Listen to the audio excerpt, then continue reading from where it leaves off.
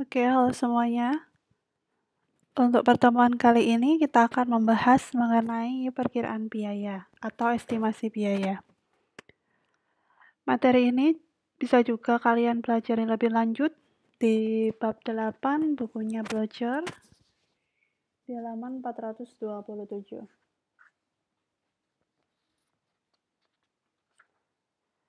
Oke, sebelum kita masuk ke langkah-langkah untuk memperkirakan biaya dan metode estimasi biaya, maka perlu diketahui bahwa estimasi biaya adalah pengembangan hubungan yang baik antara objek biaya dengan penggerak biayanya untuk tujuan memprediksi biaya. Nah, langkah-langkah untuk memperkirakan biaya atau estimasi biaya ini ada 6. Yang pertama, tentukan dulu objek biaya yang akan diperkirakan. Langkah yang kedua, menetapkan cost driver-nya. Kemudian langkah yang ketiga, kumpulkan data yang akurat dan konsisten, lalu buatlah grafik data, kemudian pilih dan terapkan metode perkiraannya. Nanti di sini kita akan mempelajari 3 metode perkiraan biaya, dan yang terakhir nilai akurasi dari perkiraan biaya.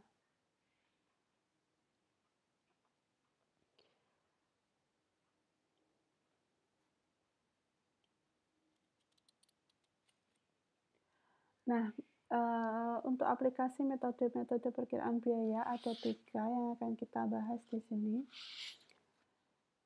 Yang pertama adalah metode high-low, kemudian kita akan juga membahas metode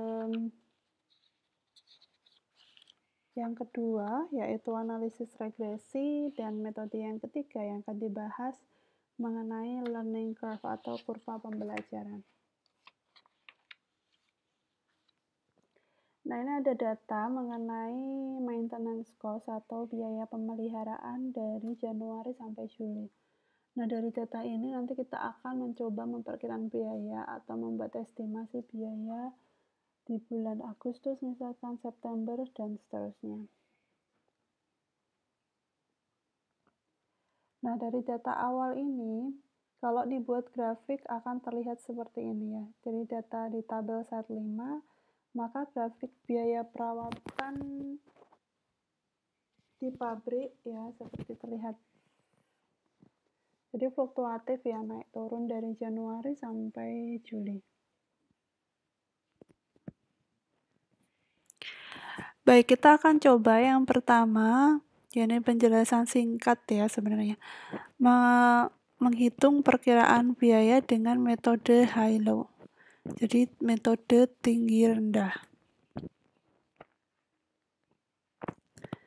Nah, metode ini bertujuan menemukan garis perkiraan antara data tertinggi dan terendah. Jadi diasumsikan bahwa biaya perawatan ini terdiri dari biaya tetap dan variabel.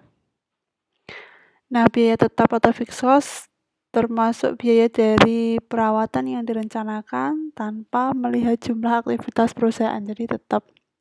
Sedangkan yang biaya variabel ini bervariasi bersama dengan jam operasinya. Semakin lama jam operasinya, maka biaya variabelnya juga semakin tinggi.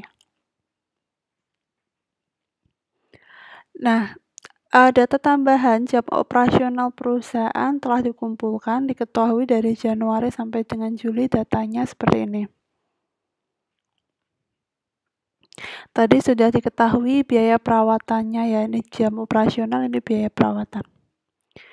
Nah, dari data di tabel ini, kalau dibuat grafik akan seperti ini.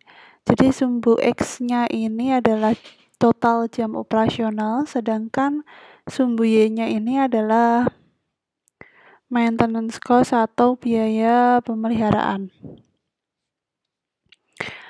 Kalau dibuat grafiknya seperti ini, Januari posisinya di sini.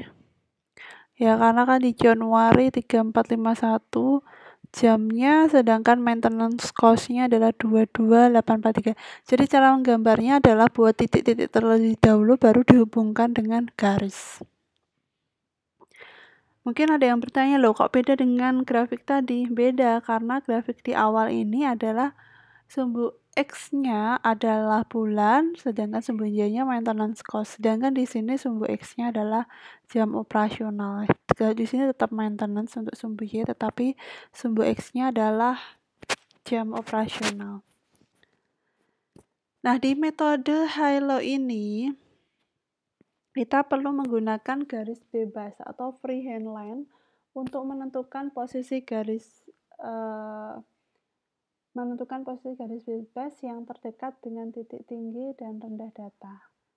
Jadi perpotongan titik-titiknya menjadi titik tertinggi dan terendah untuk perkiraan biaya. Di sini bulan Februari dan April. April menjadi titik tertinggi, sedangkan di Februari di sini menjadi titik terendah. Kenapa bukan Mei? Kenapa bukan Juli? Yang tertinggi, Mei terendah. Memang kalau secara kasat mata dilihat paling rendah Mei, paling tinggi Juli, tetapi nanti bedanya terlampau jauh. Nah, kalau yang Februari dan April ini ya terdekat dengan titik tertinggi dan terendah, jadi nggak terlalu jauh. Nah, kalau diambil sini dan sini, nanti terlalu jauh gitu ya. Sebenarnya caranya paling mudah adalah kalian menarik pojok kiri dengan pojok yang kanan. Ambil garis di situ.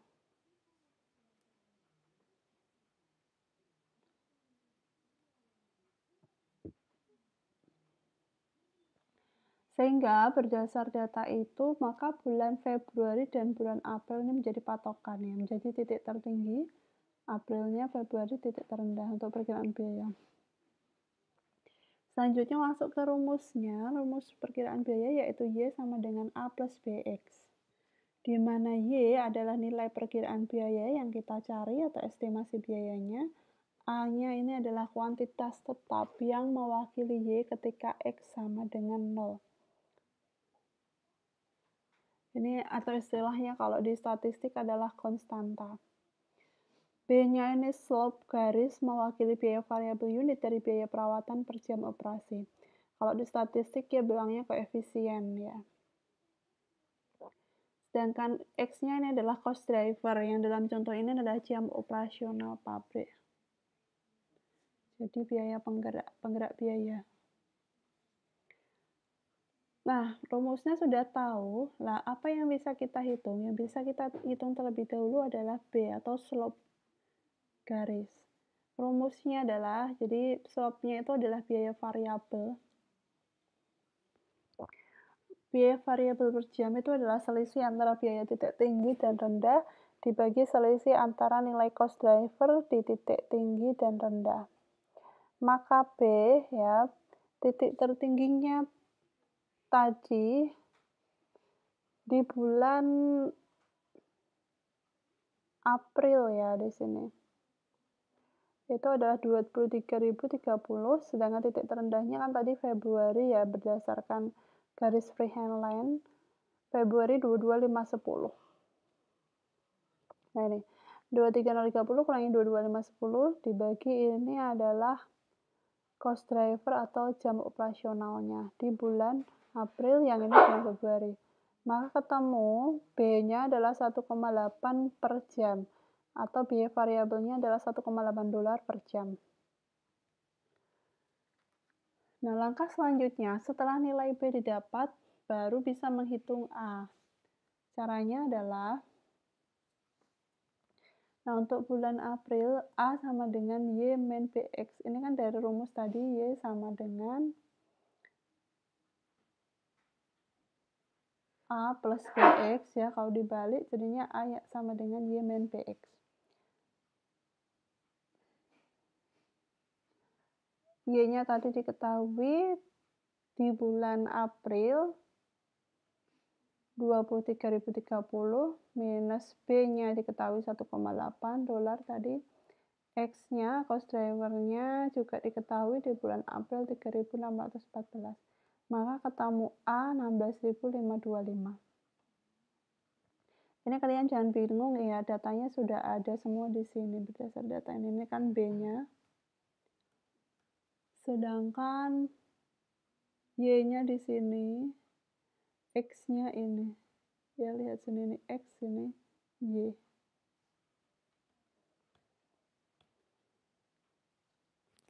Untuk bulan Februari apabila dihitung ternyata juga sama ya ketemunya. A-nya 16.525. Sehingga persamaan perkiraan biayanya adalah Y sama dengan $16.525 ditambah 1,80 X. Ya. Jadi sudah ketemu. Terus kalau misalkan diminta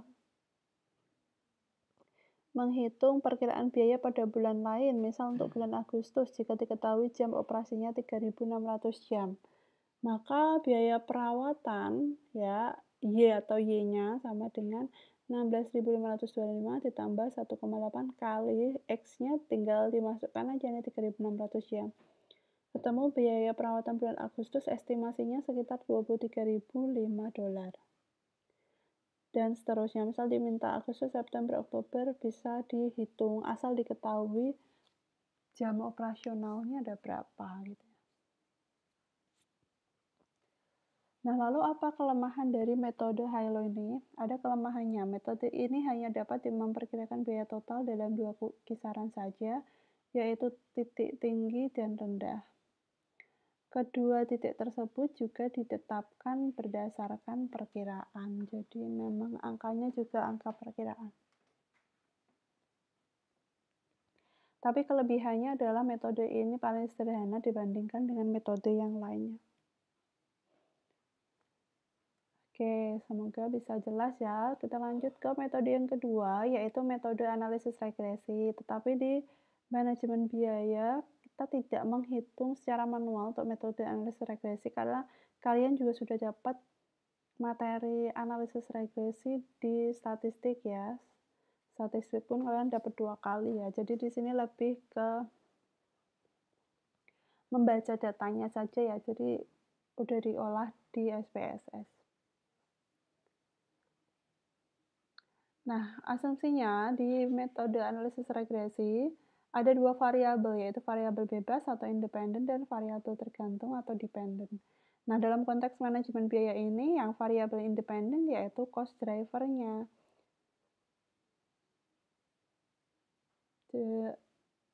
Yang digunakan untuk memperkirakan nilai variabel dependen. Independennya itu X atau cost driver-nya, sedangkan dependennya yaitu Y-nya atau biaya perawatannya.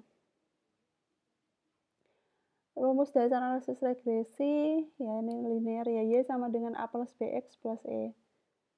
Di mana Y ini nilai variabel dependen, yaitu biaya yang akan diperkirakan, A-nya konstanta, B-nya biaya variabel unit atau koefisien, E-nya kesalahan perkiraan atau estimation error yang mencerminkan sejauh mana perkiraan dari berdasar rumus regresi berbeda dari data. Jadi kalau di analisis regresi ini ada estimation error-nya. Lebih advance ya dibanding dengan metode yang tadi. Contoh berdasar dari data tabel slide 9, maka analisis regresi dilakukan. Nah, ini pakai SPSS, pakai Excel juga bisa ya. Maka diperoleh hasilnya sebagai berikut. Dia sama dengan 15.843 ditambah 2,02 X. Jika diketahui bulan Agustus diperkirakan jam operasional 3.600 jam, ditanyakan berapa biaya perawatan, tinggal dimasukkan aja di sini X-nya 3.600. Y sama dengan 15.843 ditambah 2,2 kali 3.600, ketemunya $23.115. Ya tentunya hasil ini sedikit berbeda dengan metode yang Hilo tadi ya. Nah, sedangkan hasil reliabilitas dari menjalankan analisis regresi ini dari hasil output SPSS-nya diketahui R-square-nya 0,461, T-value-nya 2,07, di mana P sama dengan 0,09, sedangkan standard error of the estimation $221,71. Maka kesimpulannya diketahui R-square 0,461 itu artinya kurang dari 0,5. Hal ini menunjukkan bahwa kemampuan variabel independen untuk memprediksi variabel dependen kurang dari 50%. Maka langkah selanjutnya perlu dilakukan review atas data untuk melihat nilai ekstrim dalam data. Jika ada, maka diperiksa apakah hasil kesalahan atau kondisinya luar biasa. Jadi ini bisa diminimalkan dengan kalau ada data ekstrimnya dikeluarkan gitu ya. Kesimpulan lainnya, nilai T lebih besar dari 2,07 ini ya. Dan standar error sekitar 1%. Artinya persamaan regresi dapat diterima dengan catatan pada R-square tadi karena kurang dari 50%. Oke, mungkin hanya singkat saja tadi yang terkait analisis regresi. Metode yang terakhir, yang ketiga, yaitu analisis kurva pembelajaran atau learning curve analysis. Analisis kurva pembelajaran ini digunakan untuk memperkirakan biaya ketika terdapat pembelajaran. Apa itu pembelajaran? Mungkin di benak kalian sudah terbayangkan pembelajaran yang rumit-rumit, enggak. Maksudnya di sini adalah karena kebiasaan gitu ya. Misalkan di suatu pabrik ada pegawai atau buruh kerjaannya satu jenis itu aja. Itu kan lama-lama misalkan memotong pakaian gitu ya. Misalkan satu butuh waktu 50 menit. Minggu kedua misalkan semakin lebih cepat, butuh cuma waktu 30 menit. Minggu ketiga, keempat, nah itu semakin turun waktu yang dibutuhkan. Nah, salah satu tanda terjadinya pembelajaran adalah penurunan waktu pengerjaan produk dengan tenaga dan teknologi yang sama. Lalu datanya diperoleh dari mana? Data kurva pembelajaran ini diperoleh dari data historisnya. Contoh sebuah perusahaan software X ya, perusahaan mengaplikasikan program bahasa komputer baru dan ingin menghitung waktu pembelajaran yang dibutuhkan programmer perusahaan untuk dapat bekerja dengan lebih cepat. Perusahaan memperkirakan bahwa tingkat pembelajaran bahasa program baru adalah sebesar 80%. Nah, ini perlu digarisbawahi ya, dan waktu awal yang dibutuhkan untuk membuat 500 baris kode dengan baik adalah 100 jam. Ini data awal. Waktu dan biaya terkait yang dibutuhkan untuk mengembangkan aplikasi yang mengandung 4.000 baris itu berapa? Itu diminta memperkirakan gitu. Berapa ya waktu dan biayanya untuk membuat 4.000 baris kode? Kalau diketahui data ini, rate pembelajaran 80%, waktu awal yang dibutuhkan untuk membuat 500 baris kode adalah 100 jam. Kalau tidak ada kurva pembelajaran, mungkin gampang aja 4.000 ya tinggal ini dikalikan 8 ya 800 jam. Tapi berbeda kalau ada proses pembelajaran, tentu waktu yang dibutuhkan semakin turun. Caranya adalah kalian coba perhatikan tabel ini. Ini output multiples of 500 lines. Jadi pelipatan dari 500 baris ya. Ini kumulatif average time. Jadi waktu rata-rata kumulatifnya ini total waktunya. Oke, yang pertama tadi kelipatan 500 baris butuh waktu 100 jam. Total time-nya 100 hours. Ini kelipatan duanya 500 kalikan 2, 1000 baris. Nah, 1000 baris ini ada pembelajaran 80% tadi ya, atau 0,8. Berarti ini 100 jam kali 80%-nya aja. 100 kali 0,8 ketemu 80 jam. Sehingga maknanya adalah 1000 baris ini cuma butuh waktu 80 jam. Ya. Untuk rata-ratanya ya. Jadi 80 jam rata-ratanya. Maka total yang dibutuhkan ini 80 jam per 500 baris ini. Yang dibutuhkan yaitu 80 kali 2 karena butuhnya adalah 1000 baris. Ketemunya 160 jam. Ya. 500 baris butuh waktu 100 jam, 1000 baris butuh waktu 160 jam karena ada pembelajaran 80% rate-nya. Kemudian Yang ketiga, ini 1000 baris, multipelnya 2000 baris ya. Nah, ini turun lagi 80% kali 80 jam kali 0,8 ketemu 64 jam per 500 baris ya. Nah, di sini butuhnya adalah 2000 baris, berarti dikalikan 4. Kalian jangan bingung angka di sini ya. Ini angka yang tengah ini codingnya rata-rata untuk 500 baris. Sehingga total time-nya tinggal mengalihkan butuhnya berapa baris. Kalau di sini 2000 tinggal dikalikan 4. Jadi 64 jam kali 4 ketemu 256 jam. Yang terakhir 2000 kelipatannya 4000 baris. Ini turun lagi dari 64 jam kali 80%-nya ketemu 51,2 jam. Nah, 4000 baris itu kan 8 kali 500, sehingga 51,2 jam dikali 8 ketemu 409,6 jam. Jadi kesimpulannya 4000 baris kode ini butuh waktu 409,6 jam. Bukan 800 jam ya, seperti kalau misalkan tidak ada kurva pembelajaran. Oke, jadi ini kalian jangan bingung ya, bagian tengah ini per 500 baris. Nah, ini tinggal mengalihkan ya, kalau 1000 baris ya kali 2, ini 2000 baris kali 4, 4000 baris kali 8 gitu ya.